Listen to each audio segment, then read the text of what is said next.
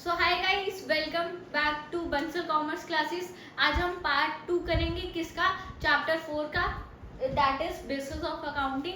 आज हम उसके सबसे पहले प्रैक्टिकल क्वेश्चंस देखते हैं। उसके बाद ये चैप्टर छोटा सा है तो इसकी बुक एक्सरसाइज भी साथ में ही कर लेंगे और फिर आज इस चैप्टर को खत्म करते हैं। तो लेट्स स्टार्ट। तो मैं ये वाली बुक रेफर कर रही हूँ फिलहाल के लिए और इसके हिसाब से मैं क्वेश्चंस करवा रही हूँ। इसका जो डाटा होगा मैं वो यहाँ पे दिखा दूंगी, तो आप प्रैक्टिस मेरे साथ इसके साथ कर सकते हो। सेम तुम्हारी जो तुम अपने बुक्स कर रहे हो उससे तुम अपने क्वेश्चंस प्रैक्टिस कर सकते हो। तो सबसे पहले हम क्वेश्चन देखते हैं कि क्वेश्चन में हमें क्या क्या चीजें प्रोवाइडेड है। इलस्ट्रेशन 1 कर रही हूँ मैं यहाँ, ठीक है। तो हमें डिटेल्स क्या प्रोवाइड है कि following information is obtain from the books of Mr Shekhwant for the year ended 31 March 2023, जिसमें से हमारे पास कैश सेल्स हुई है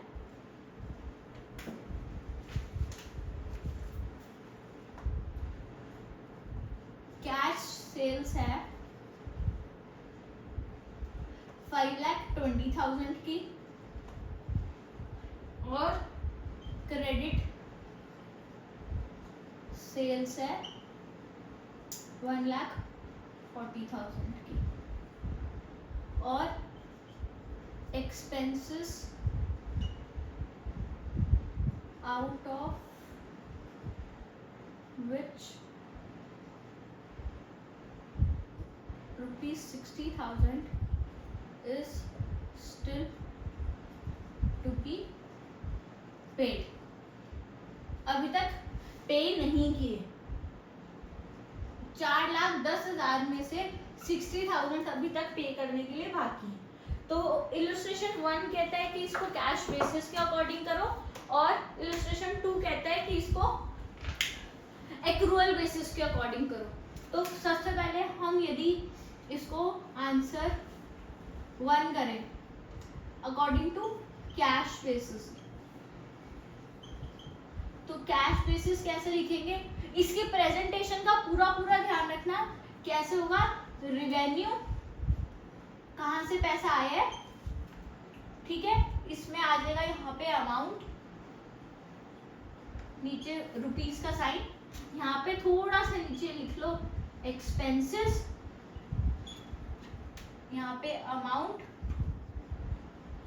और रुपीस, ठीक है। अब जैसे जैसे जो भी चीज पैसे आ रहे होंगे तो हम उसको यहाँ लिखेंगे, जा रहे होंगे तो यहाँ लिखेंगे। कैश बेसिस क्या कहता था, हमने पिछली वीडियो में देखा हो तो कैश बेसिस कहता था जब भी कैश जाए या आए उसको तब रिकॉर्ड करना, इसके अलावा हमें कुछ भी नहीं करना। तो इसमें सिंपल सी बात, कैश सेल्स हमने सेल की कैश के बदले में, क्या ये रिकॉर्ड होगा? हाँ, क्यों? क्योंकि सेल्स मतलब बेचना, कैश मतलब कैश के बदले में बेचा, तो इसको हम रिकॉर्ड करेंगे कैश सेल्स को। कितनी अमाउंट थी? 5,20,000, ठीक है। फिर आती है क्रेडिट सेल्स। क्रेडिट सेल्स मतलब सेल करना उधार पर बेचना। तो क्या हम इसको कैश बेसिस में लेंगे? कोई कैश का इनफ्लो या आउटफ्लो हो रहा है? नहीं हो रहा, तो इसको इग्नोर मार दो। अब कहते हैं expenses out of which 60,000 still to be paid. 4,10,000 रुपए हैं जिसमें से 60,000 मुझे अभी तक मैंने पे नहीं किए, मतलब मैंने पे कितने कर दिए? 3,50,000, यही मतलब हुआ। पे कर दिए मतलब मेरा कैश का आउटफ्लो हो गया, तो कैश बेसिस में इसको रिकॉर्ड करना पड़ेगा मुझे। कैश बेसिस में यहाँ पे आएगा एक्सपेंसेस माइनस क्या करूंगी, आउटस्टैंडिंग एक्सपेंसेस, मतलब वो एक्सपेंसेस जो हमने अभी तक पे नहीं किए 60,000। अब ब्रैकेट को हम ऐसे माइनस को हम ब्रैकेट लगा के करते हैं, तो कितने थे? 4,10,000 था, इसमें से ये, फिर अब बाहर लिखेंगे हम 3,50,000। ठीक है, तो ये वाला पोर्शन मैं मिटा देती हूँ, ये या तुम नोट करना हो तो इसको नोट कर लेना। इधर से हमारे पास ये आ गया ए, मतलब ये रिवेन्यू आ गया, और कोई इंफॉर्मेशन है नहीं। इधर से इसको हम नीचे लिख लेते हैं 3,50,000, ये हमारे पास बी आ गया, मतलब एक्सपेंसेस हमारे पास 3,50,000, क्या रिवेन्यू हमारे पास 5,20,000। तो नेट इनकम निकालनी है हमें कि उसने नेट कितना पैसा कमाया। तो जितना आया रिवेन्यू माइनस एक्सपेंस, मैंने कितना खर्च कर दिया, मतलब कि ए माइनस बी। अब ब्रैकेट नहीं लगाने, ब्रैकेट नहीं लगाने से मतलब ये ब्रैकेट लगा दिया तो ये क्या हो गया, माइनस का हो गया, माइनस माइनस प्लस, तो ये क्या होगा, ए ब्रैकेट प्लस ये। अब माइनस तो हो जाएगा, plus minus minus, but sign minus का आ जाएगा, तो जो नेट इनकम है ना वो नेट लॉस हो जाएगी। तो ये बच्चे बहुत ज्यादा गलती करते हैं। तो यहाँ पे मैं स्कूल में पढ़ाती हूँ तो वहाँ पे तो बहुत ही ज्यादा, तो इस चीज का बहुत ज्यादा ध्यान रखें। ए माइनस बी, तो 5,20,000 माइनस 3,50,000, ये आ जाएगा 1,70,000 है। हाँ, इसका आंसर आ गया 1,70,000। ठीक है, कैश बेसिस के अकॉर्डिंग इसका ऐसी प्रेजेंटेशन आएगी। 1 मिनट लेके आप प्लीज इसको नोट कर लीजिए। तो अब हम करते हैं इलस्ट्रेशन 2, इसमें सेम है, बस इसमें हमें करना क्या है कि हमें इसको कैश बेसिस के अकॉर्डिंग नहीं, एक्रूअल बेसिस के अकॉर्डिंग करना है।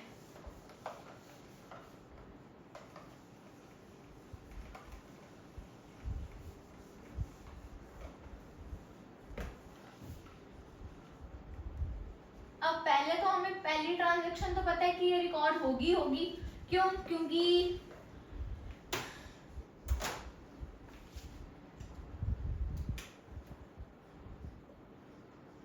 एक्रूअल बेसिस, ठीक है, एक्रूअल बेसिस। कैश सेल्स तो रिकॉर्ड होगी क्योंकि कैश और क्रेडिट दोनों ट्रांजैक्शंस हम इसमें रिकॉर्ड करते हैं, क्रेडिट ट्रांजैक्शंस भी इसमें रिकॉर्ड होगी। तो हमने जो क्रेडिट पे माल बेचा है वो भी हमने बेच तो दिया ही ना, हमने अपना काम कर दिया। अब कोई और यहाँ पे रिवेन्यू दिख रही है नहीं, तो इसका हम टोटल कर देते हैं ए नाम से।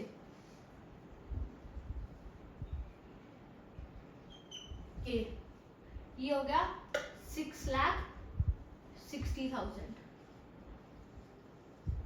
ठीक है। फिर आते हैं expenses.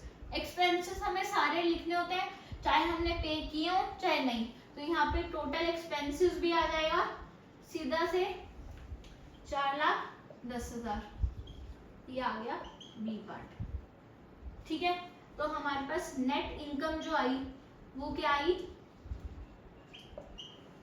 A minus B, that is 6,60,000 minus 4,10,000, ये आ गया 2,50,000, ठीक है। तो इसके साथ एक्रूअल बेसिस का इलस्ट्रेशन 2 भी हो जाता है इसका, आप प्लीज देख लीजिए।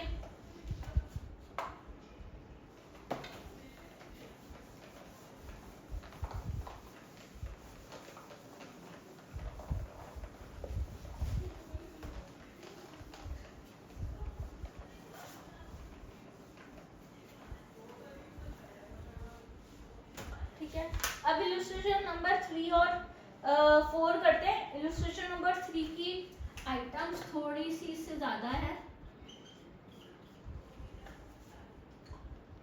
Mr. Ghosh giving the following information for the year ended 31st March 2023 where cash purchase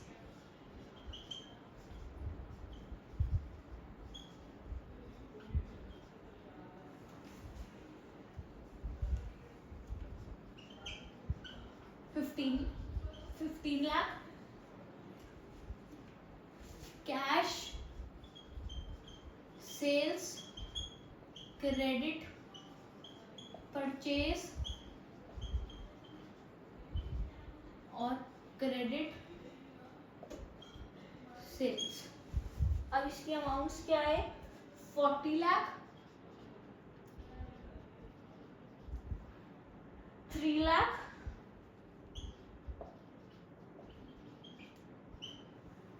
और 5 लाख। ऊपर से इन्होंने क्या बोल दिया, इनकम रिसीव्ड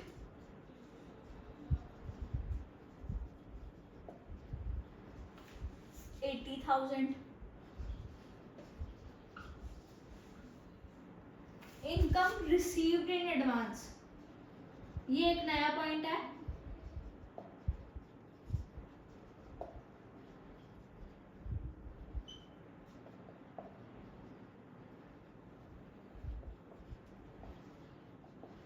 इंक्लूडेड इन 80,000, 6,000, तो मैं इस पे ना डॉट्स लगा देती हूँ,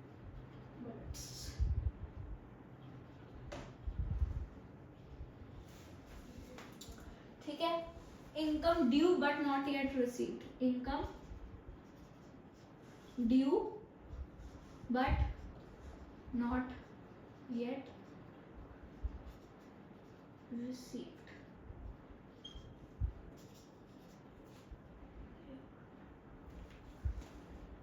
ये आ गई 15,000,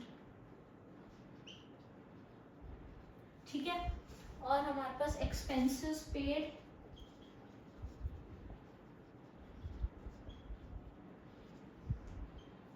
expenses paid in advance, paid in advance मैं ऐसे लिख रही हूँ, ठीक है। और included in 8,50,000, इसमें included है,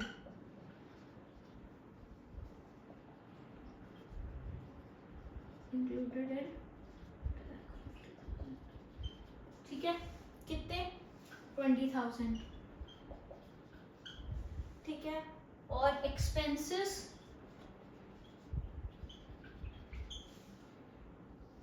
नॉट येट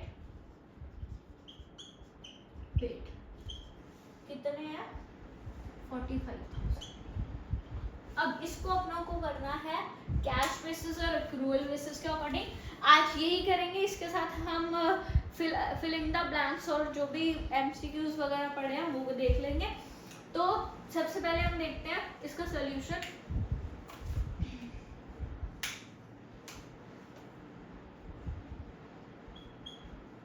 एक्रूअल बेसिस के पहले कैश बेसिस के अकॉर्डिंग,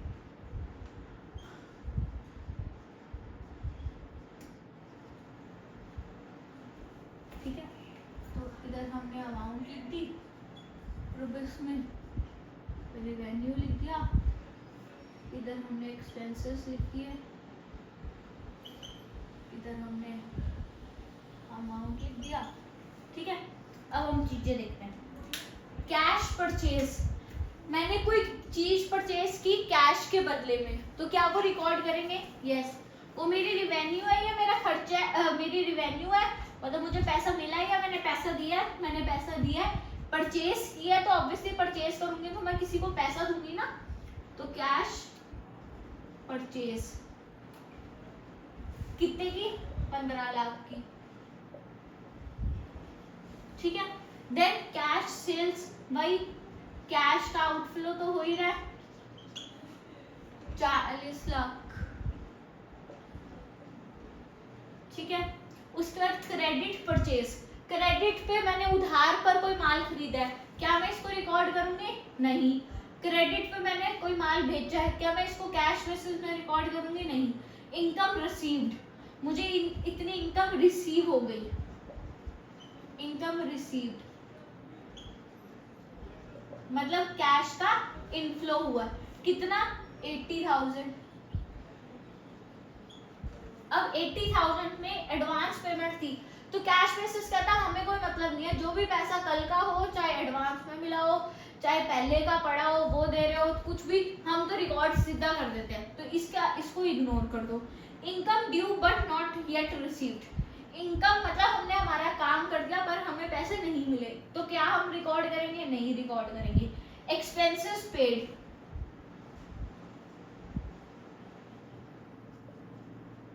कितने पे किए? 8,50,000। ठीक है, इसमें एडवांस में पेमेंट कर दी, ये तो ऑलरेडी इसमें इंक्लूडेड था। एक्सपेंसेस नॉट गेट पेड, हमने अभी तक पे नहीं किए, इसका कोई नहीं होगा। तो यहाँ पे इसका आंसर यहीं तक आ जाता है, ये आ जाता है 40,80,000, 40,80,000 और इसका आ जाता है 23,50,000। ठीक है, तो हमारे पास नेट इनकम जो बचती है that is A minus B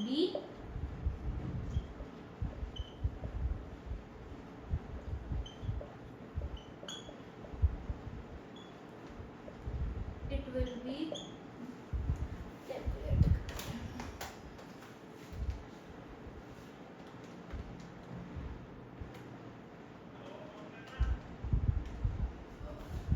17,30,000। ठीक है, ये तो हमारा आ गया कैश बेसिस के अकॉर्डिंग। अब हम देखते हैं एक्रूअल बेसिस के अकॉर्डिंग हमारा क्या आंसर है।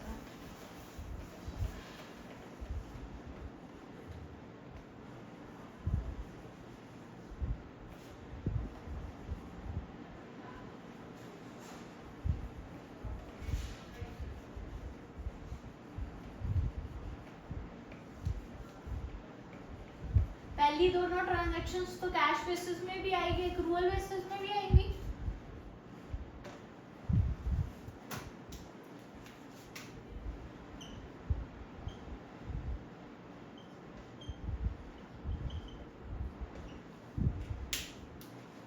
Cash purchase, cash sales, accrual में कैश और क्रेडिट दोनों ट्रांजैक्शंस आती है। तो पहले क्रेडिट परचेज भी आ जाएगी इसमें, कितने की? 3 लाख की। उसके बाद क्रेडिट सेल्स भी आ जाएगी 5 लाख की। अब हमें इनकम रिसीव्ड हुई है वो भी आ जाएगी, और जो इनकम रिसीव्ड एडवांस में है वो हमारा आज का हक बनता है, उस पे नहीं बनता, तो वो चीज माइनस हो जाएगी, तो उसको माइनस कर दो। यहाँ पे हमारा आया 74,000। ठीक है, माइनस रिसीव्ड एडवांस। ठीक है, फिर आया income due but not yet, income due लिख देती हूँ क्योंकि जगह थोड़ी सी कम है। इनकम ड्यू कितना? 15,000 रुपये।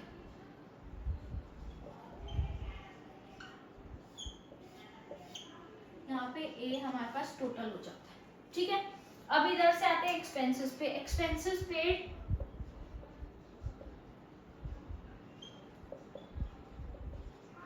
कितने पे कर दिए? 8,50,000। उसमें से हमने कुछ एडवांस में ही पेमेंट कर दी, तो वो हमारे लिए बेनिफिट हो गया ना, वो हमारे लिए कि कल को हमें उसको 20,000 रुपए, कल को हमें कोई किराने की दुकान पे सपोज 35 का सामान लिया और मैंने उसको 40 रुपीज दे दिए, तो वो क्या मुझे 5 रुपए उसके पास नहीं है तो अपने बोल देते हैं कि बाद में एडजस्ट कर लेंगे। तो हमने क्या किया, मैंने एडवांस में दे दिया, तो कल को मैं जाऊंगी तो कल को मैं यदि 20 रुपए की चीज लूंगी तो मुझे 15 रुपए देने पड़ेंगे, 5 रुपए कम देने पड़ेंगे। तो ये हमारे लिए अच्छी चीज है, बेनिफिट है, हमारे लिए एसेट होता है। तो ये इसमें से माइनस हो जाएगा, इसमें से आएगा 8,30,000। ठीक है, उसके बाद एक्सपेंसेस हो तो गए बट हमने अभी तक पेड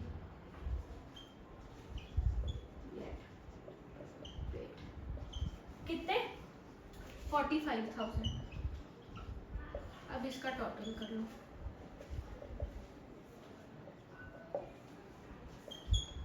तो नेट इनकम आ जाएगी हमारे पास, वो मैं निकाल के दिखाती हूँ। ए माइनस बी में से थोड़ी सी जगह कम है तो सीधा आंसर निकालूंगी। इसका टोटल करें तो 45 लाख प्लस 74,000 प्लस 1,50,000 है या 15,000 है, ये 15,000 है, तो 15,000 ये आ जाएगा 45,89,000। ठीक है, हाँ ठीक है। अब इसका टोटल करें तो 18 लाख प्लस 8,30,000 प्लस 45,000, ये आ गया 2675। अब इसमें से इसको माइनस कर देते हैं, 4589 माइनस 2675, ये आ गया 19,24,000।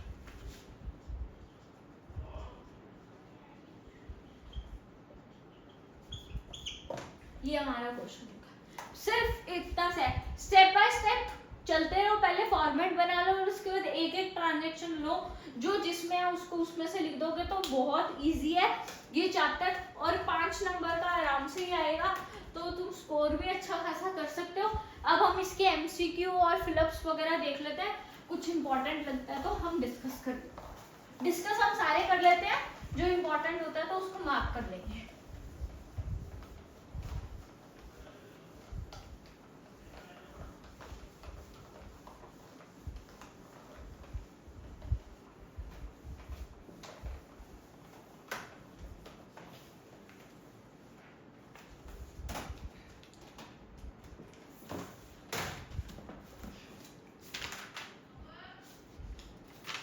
ठीक है, तो हाइब्रिड को मिक्स्ड अकाउंटिंग मिक्स वो भी बोलते हैं, मिक्स बेसिस भी।